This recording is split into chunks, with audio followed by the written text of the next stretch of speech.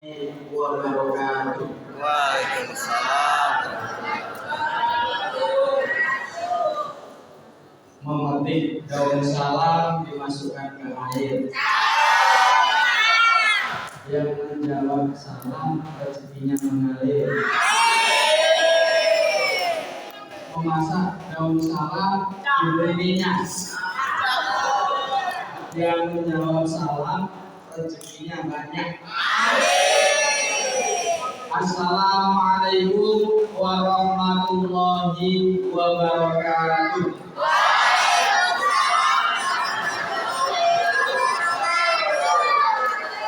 Alhamdulillahilladzi al-qa'il fi kitabil karim. A'udzu billahi minasyaitonir rajim. Bismillahirrahmanirrahim. Subhanalladzi asra bi 'abdihi lailan minal masjidil harami ilal masjidil aqsa alladzi barakna hawlahu linuriyahu min ayatina innahu huwas sami'ul basir. Asyhadu an la ilaha illallah wa asyhadu anna Muhammadan abduhu wa rasuluh. Allahumma sholli ala sayyidina Muhammad. Allahumma sholli ala sayyidina Muhammad wa ala ali sayyidina Muhammad. Amma ba'd. Yang kami hormati para alim, para ulama, para asatidz, para guru, para tokoh masyarakat. Yang kami hormati Ketua DKM Baitul Salam Bapak Muhammad Soleh. Alhamdulillah beliau sejak kecil soleh. Betul Pak ya? Gak pernah nama tapi sejak kecil sudah soleh. Yang kami hormati Ketua Dewan Penasehat DKM Baitul Salam Bapak Nur Fatah Yasin. Bapak Yasin. Ya, yang kami hormati Ketua Yayasan Baitul Salam Bapak Mardias. Ya, terima kasih Pak sudah mengundang kami. Dan yang kami hormati ini senior saya. Ini yang kerjain saya, ini suruh ceramah di sini, ini senior Ustaz Amir. Kebetulan beliau ini alumni PTI sama saya alumni, tapi beliau lebih senior. Makanya sepertinya beliau undang saya ke sini itu dalam rangka yang kami hormati Ibu Haja Mutmainah selaku penceramah dan juga anggota dewan. Ini luar biasa, yang ceramah dewan semua. Ini ngetes kerjain atau gimana? Ya, alhamdulillah sejak jadi dewan saya sudah jarang ngaji nih Pak. Ya memang saya ini dari pesantren 8 tahun saya pesantren di pesantren Abu Dhabi Bojonegoro, lalu kemudian pesantren lagi di pesantren Mambaul Ma'arif Tinanyar Jombang 3 tahun. Belum puas pesantren lagi ke pesantren Langitan Tuban Jawa Timur. Kemudian kuliah di perguruan tinggi Al-Quran PTI Jakarta. Habis kuliah masih belum puas lagi, pesantren lagi di pesantren Nurul Furqon Demak Jawa Tengah. Ya, tapi setelah jadi dewan ini Pak, udah lama nggak ngaji. Pas jadi dewan, tugas saya diganti baca anggaran, baca undang-undang, baca dan lain sebagainya. Ya, tapi berkah ya silakan Bu. Berkah saya diundang ke sini.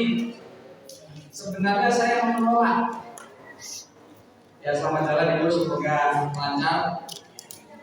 Sebenarnya saya menolak, tetapi yang undang ini senior.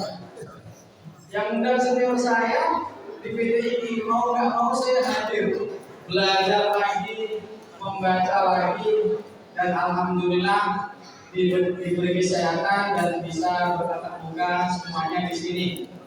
Kita doakan alhamdulillah semuanya yang hadir di sini diberkahi semuanya. Dan juga yang tak lupa yang kami hormati para jamaah, bapak-bapak, ibu-ibu, RT, RW, para jamaah Masjid Baitus Salam yang luar biasa, jumlahnya ribuan ini dari di sini semuanya. Alhamdulillah. Syukur alhamdulillah pada hari ini kita memperingati Isra Mi'raj Nabi Muhammad sallallahu alaihi wasallam. Sebagaimana banyak dikisahkan bahwa di dalam Al-Qur'an disebutkan subhanallazi asra bi 'abdihi lailan minal masjidil harami ila masjidil aqsa allazi barakna hawlahu linuriyahu min ayatina. Maha suci Allah yang memperjalankan hambanya suatu malam minal masjidil haram ilal masjidil aqsa, dari masjidil haram ke masjidil aqsa. Masjidil Haram letaknya di mana, Pak? Di Makkah Al-Mukarramah, di Saudi. Kemudian Masjidil Aqsa di Palestina. Nah, ini jaraknya itu kalau ditempuh dengan unta atau dengan berjalan kaki lebih dari 1 bulan. Tetapi perjalanan Nabi hanya ditempuh tidak ada 1 malam. Ini merupakan mukjizat yang luar biasa. Alladzi barakna hawlahu. Tahu artinya, Bu? Halo? Bu? Alladzi barakna hawlahu artinya apa, Bu? Yang diberkahi sekelilingnya. Jadi sekeliling Masjidil Haram itu diberkahi. Sekeliling Masjidil Aqsa itu diberkahi. Tampak sekarang berkahnya itu sudah tampak dari kasat mata ataupun dari segi materi. Makanya Masjidil Aqsa meskipun di tengah konflik di situ tetapi tetap tegak berdiri tegak. Semua menghormati Masjid Aqsa. Nah, kita mengadakan Isra Mi'raj ini berharap bahwa masjid ini, lingkungan ini perumahan apa? Geraha Indah. Kita berharap perumahan Geraha Indah ini juga diberkahi seperti diberkahinya tempat Nabi Isra Mi'raj. Amin ya rabbal alamin. Nah, begitu Nabi Muhammad sampai ke Masjidil Aqsa, Nabi Muhammad melaksanakan sholat. Di dalam hadis Al-Bukhari disebutkan beliau melaksanakan sholat 2 rakaat. Artinya bahwa sebelum Isra Mi'raj sudah ada ajaran atau perintah sholat. Kalau yang 5 waktu memang diwajibkan setelah Nabi Isra Mi'raj. Tetapi sebelum Isra Mi'raj, Nabi Muhammad dan para sahabat itu sudah melakukan sholat. Sholatnya berapa rakaat, bagaimana caranya, para ulama berbeda pendapat. Nah, kemudian setelah itu Nabi Muhammad melakukan mi'raj ke langit yang pertama, bertemulah dengan Nabi Adam alaihissalam. Nabi Adam pun bersyahadat, mengakui bahwa Rasulullah adalah Rasulullah. Kemudian ke langit kedua bertemu dengan Nabi Yahya. Ke langit ketiga bertemu dengan Nabi Yusuf. Ke langit keempat bertemu dengan Nabi Idris. Ke langit kelima bertemu dengan Nabi Harun. Di setiap langit yang beliau kunjungi bertemu dengan nabi-nabi semuanya, yang semua nabi-nabi tersebut menyatakan kekaguman kepada Nabi Muhammad Shallallahu Alaihi Wasallam. Jadi kita ini bersyukur sekali menjadi umat Nabi Muhammad SAW. Lalu kemudian ke langit ke-6 bertemu dengan Nabi Musa alaihissalam. Disinilah Nabi Musa itu merasa iri. Saya Nabi Musa sudah berdakwah ratusan tahun, tetapi umat saya tidak sebanyak umat Nabi Muhammad SAW. Kemudian di langit ke-7 bertemu dengan Nabi Ibrahim, bapaknya para nabi. Lalu kemudian setelah naik ke langit ke-7, kemudian beliau melanjutkan perjalanan ke Sidratul Muntaha, yang disitulah terdapat alam khusus yang malaikat Jibril tidak sanggup menemani. Padahal ketika menjelang berangkat, Nabi Muhammad selalu berpesan kepada malaikat Jibril, "Ya Jibril, tolong temani saya dalam kondisi apapun." Saat masuk ke sebuah alam yang di situ Nabi Muhammad akan menghadap Allah Subhanahu wa Ta'ala, malaikat Jibril pamit, "Ya Nabi, saya tidak sanggup lagi memasuki ruangan ini, memasuki alam ini. Kalau saya ikut masuk, maka saya akan hancur lebur karena sakit terang benderangnya." Ini membuktikan bahwa Nabi Muhammad itu ruhnya luar biasa. Ruhnya luar biasa yang malaikat Jibril pun tidak sanggup masuk ke alam tersebut. Lalu Nabi Muhammad masuk ke sebuah alam dan kemudian mengucapkan, menyapa Allah dengan at-tahiyyatu mubarakatus sholawatu thayyibatu, yang intinya bahwa kebesaran untuk Allah, segala puji untuk Allah, memuji Allah. Lalu Allah menjawab bagaimana? Assalamu alayka ayyuhan nabiyyu wa rahmatullahi wa barakatuh. Itu yang dibaca dalam sholat. Salam kepada wahai Nabi, segala kesalaman, segala keselamatan berkakahan buat kamu Nabi Muhammad, ya ayyuhan nabi. Jadi di situ yang diberi salam keselamatan hanya Nabi Muhammad. Assalamu alayka. Kalau domil ka itu kamu sendirian. Selamat untuk kamu, salam untuk kamu, keberkahan untuk kamu.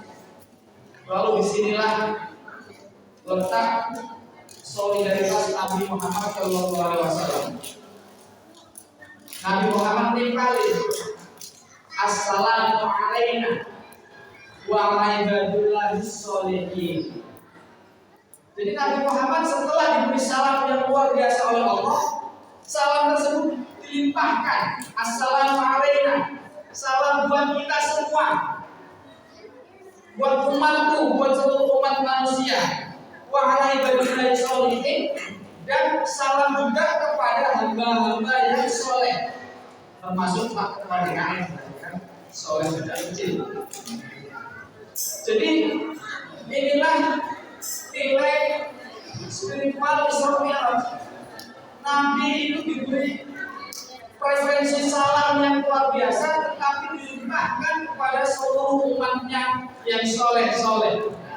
Yang tidak soleh dapat salam ini atau tidak? Ya, yang jelas di dalam salam ini diucapkan wa ibadillahis sholihin. Maka kalau kita ingin menjadi orang soleh, halo, kalau kita ingin menjadi orang soleh, itu mendapat doa dari orang muslim yang sholat. Nah, setelah itu beliau menerima sholat sejumlah berapa?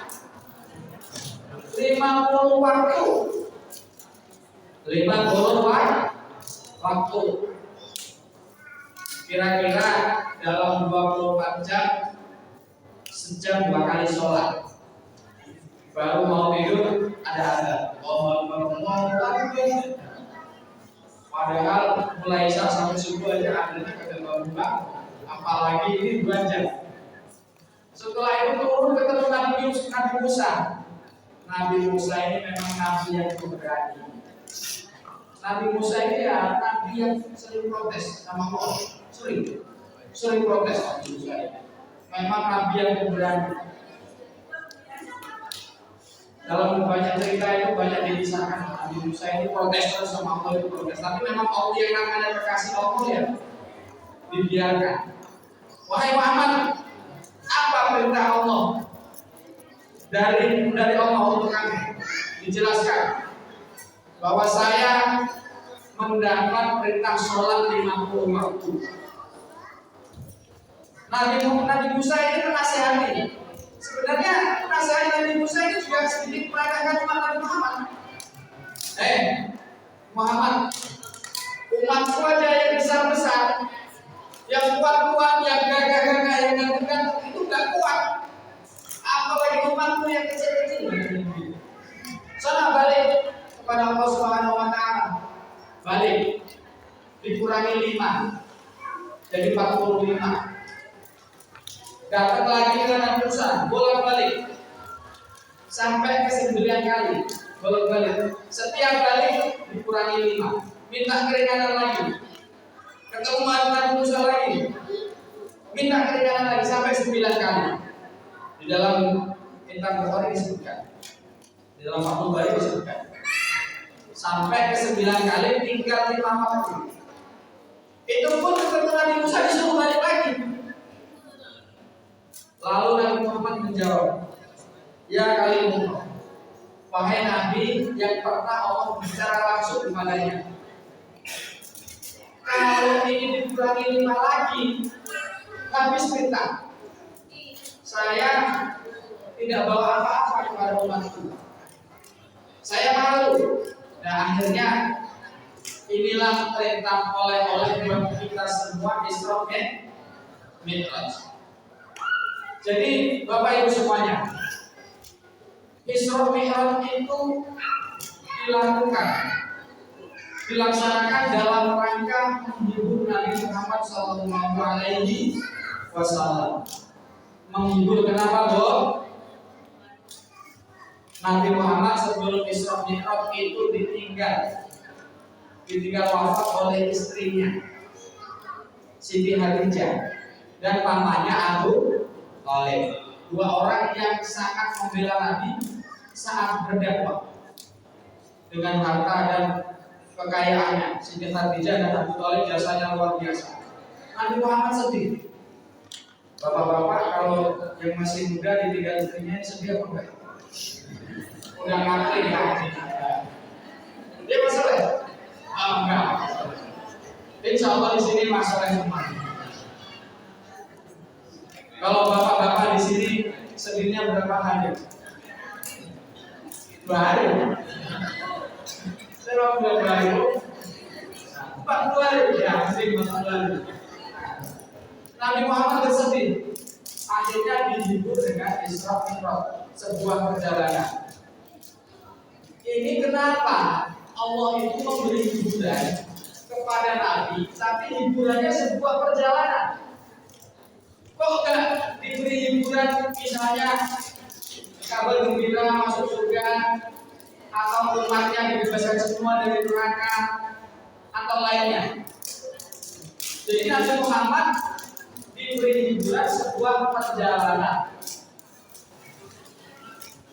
Artinya bahwa ini healing.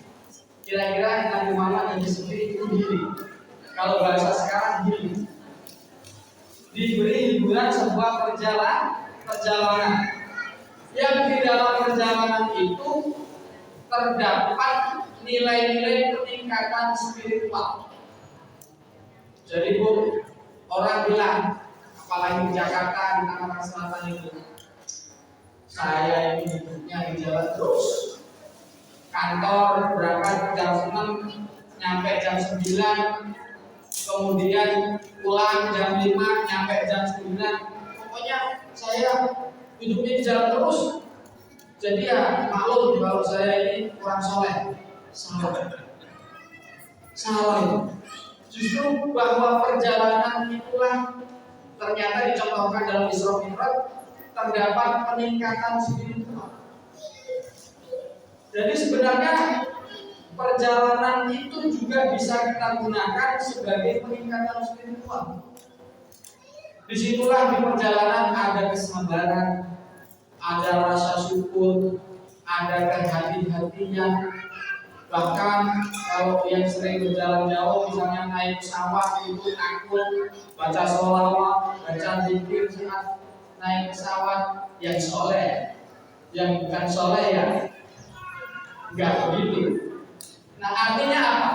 Di jalan itu banyak di jalan, kesibukan di jalan itu tidak menghalangi kita untuk meningkatkan spiritualitas.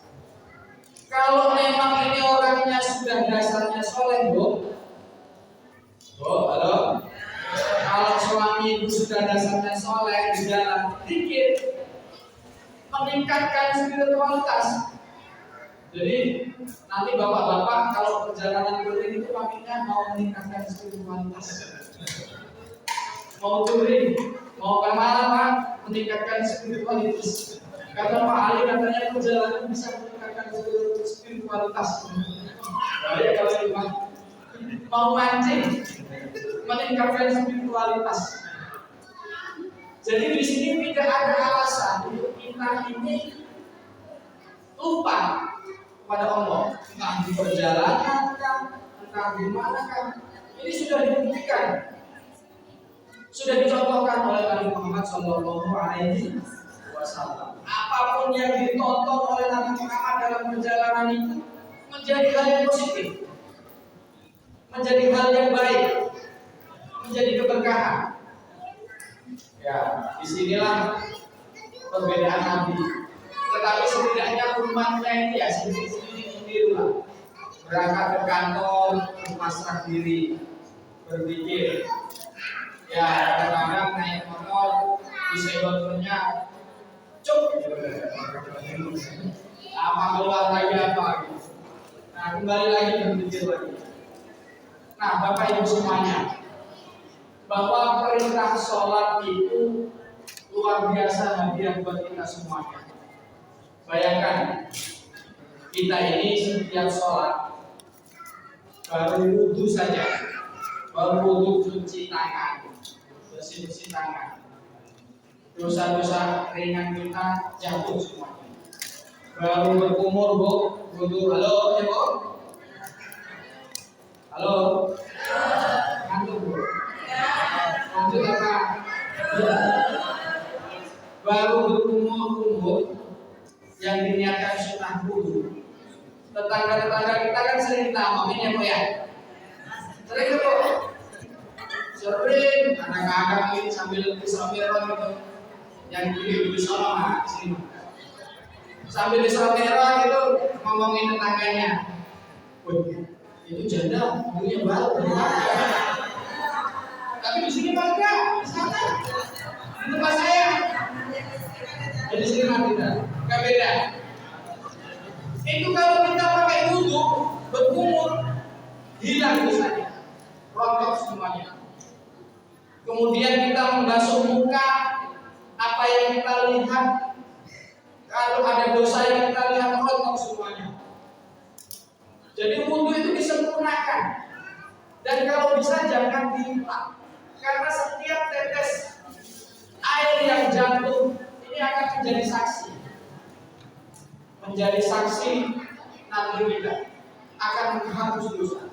Baru wudhunya ini, belum sholatnya, Allah Akbar dan lain sebagainya.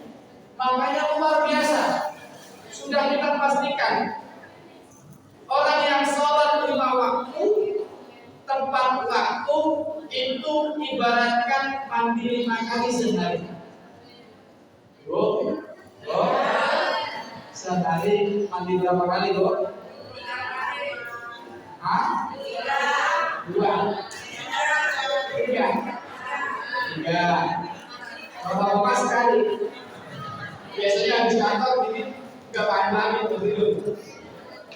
2 kali aja udah bersih badan kita, apalagi mandi 5 kali, bahkan mandi 5 kali. Badan kita bersih, Pak. Badan kita bersih. Maka ini pentingnya sholat. Pokoknya Bu, pesan kepada anak-anaknya itu yang pertama harus jangan tinggal sholat.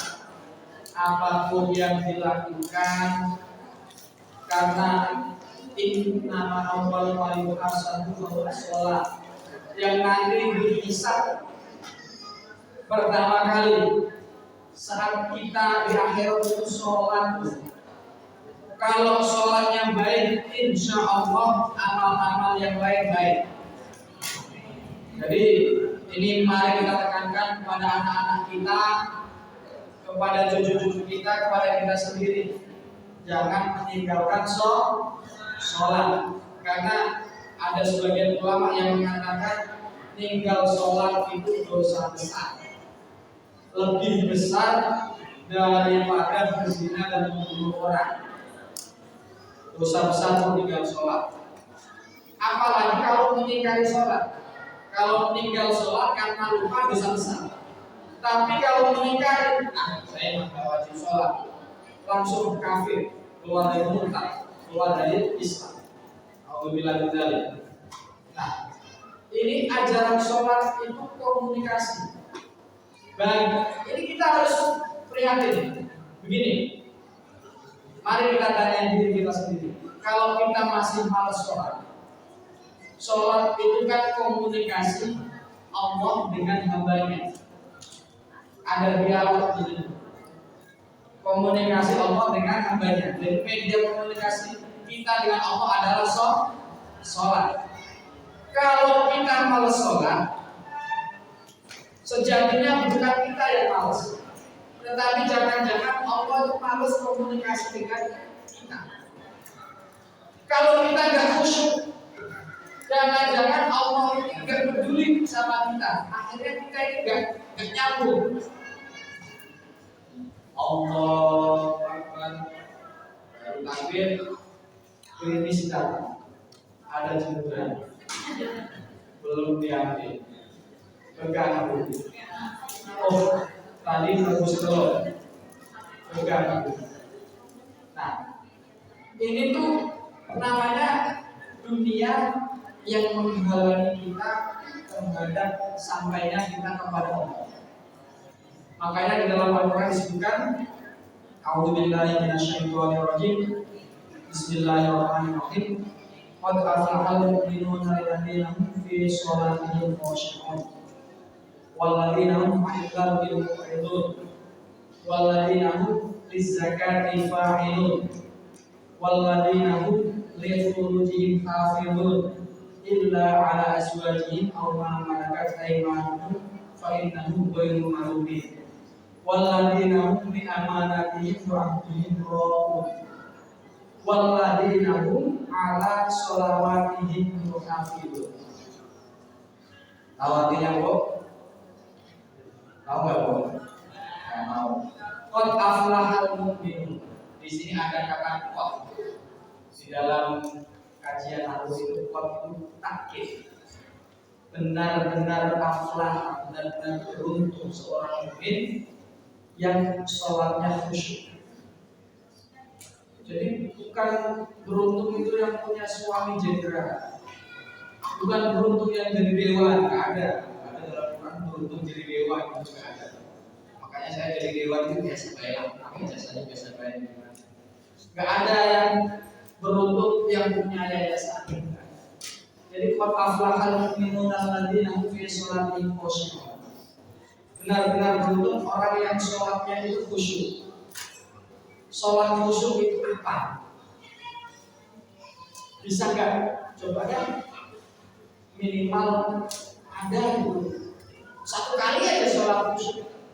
Kita kan kadang-kadang Allah Akbar, baca Fatihah khusyuk, rukuk khusyuk, sujud khusyuk. Begitu berdiri lagi, hilang khusyuknya.